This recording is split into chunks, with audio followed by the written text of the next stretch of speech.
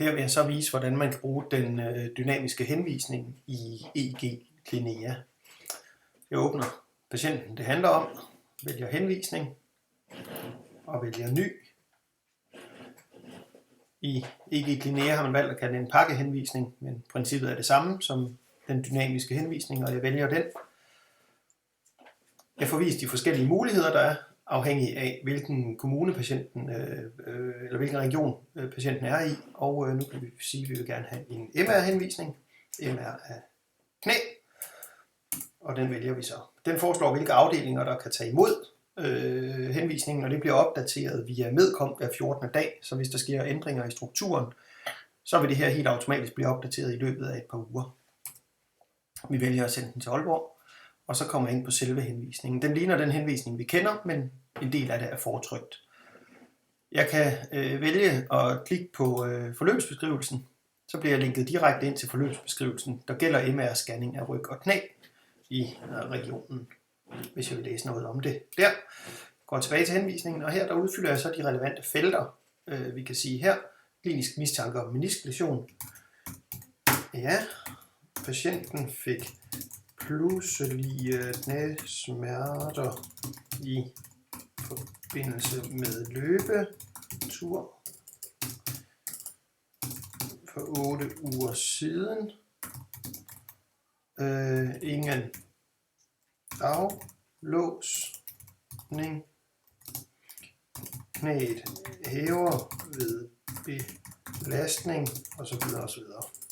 Altså der kan vi skrive selve anamnesen. De andre felter her behøver jeg ikke udfylde, altså jeg behøver ikke skrive nej ved mistanke om ligamentlæsion, hvis ikke det er det, jeg tænker.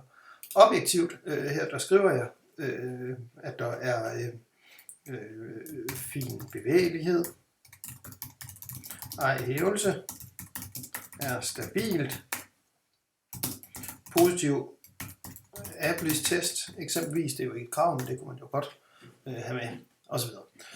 Laboratorieværdier og billeddiagnostik, der er næppe nogle relevante. Jeg kan lade være at udfylde det. Jeg kan også skrive, at der er måske foretaget røntgen af knæ var i A.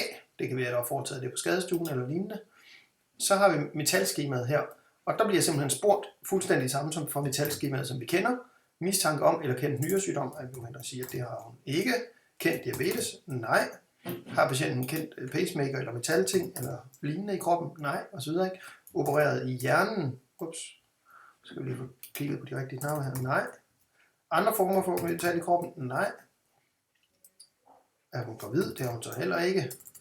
Vi skal lige hen på der og stå. Ammer hun? Nej, det gør hun heller ikke. Er hun klaustrofobi? Nej, alle de her oplysninger, der står jo mere i forløbsbeskrivelsen. Problemet med at sidde stille eller sådan noget. Heller ikke det. Der står jo i forløbsbeskrivelsen, hvordan man så skal agere, hvis eksempelvis at de har klaustrofobi. Patienten samtykker til at indhente journaloplysninger, ja, og hun er nok 186 cm og 92 kg. Og det er 32 cm. Her der kan nu får hun ikke noget medicin, men ved at højreklikke, så kan jeg sige indsætte aktuel medicin. Men vi kan også bare skrive der. God mobilitet. Ingen. Allergi. Ingen kendte. Sagt til patienten. Informeret om at menisklæsion mistænkes, og at hun henvises til MR.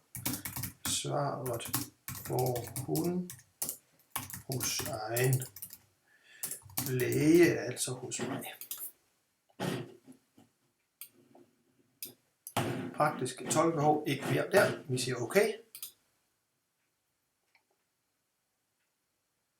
Henvisningsdiagnosen har han selv sat på. Symptomklage fra knæ. Her der skal vi skrive den ønskede undersøgelse. MR højre knæ. Ops menisk læsion. Den har altså nu har jeg skrevet alle oplysningerne ind, dog mangler den graviditeten her. Grunden til, at jeg blev spurgt om det før, det var i forhold til MR-skemaet.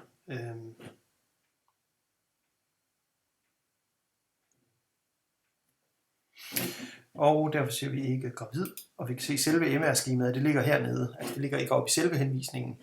Her der ligger jo de ting, der sådan står i en normal henvisning, og så når nu, at der er noget paraklinik eller laboratorie eller MR-skema, så står det hernede. Og så er henvisningen klar til at sende. Så skulle den gerne være sendt afsted nu.